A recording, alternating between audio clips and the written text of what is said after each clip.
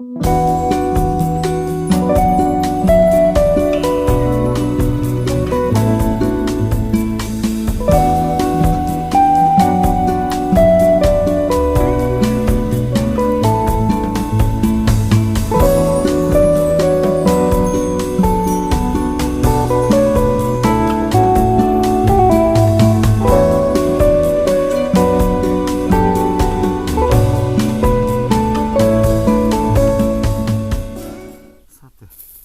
昼ご飯いただきます。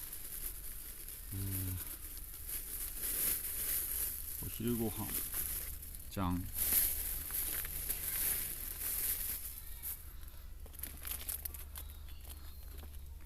お出かけランチセット B さん、よくわかんないですけどね。 B さんポプラです。ポプラサラダチキンわさびマヨあえ、これわさびにね惹かれて買いました。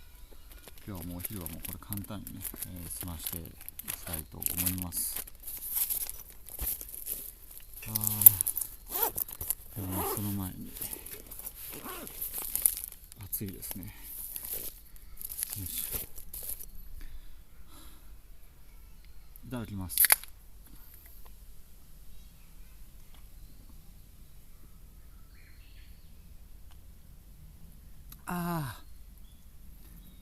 冷えてる冷えてる。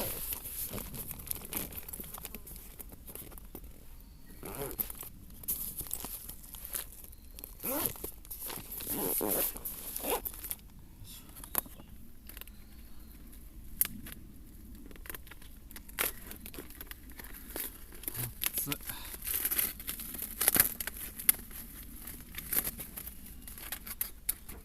おいしそう、美味しそうですよこれね。おにぎりからいただきます。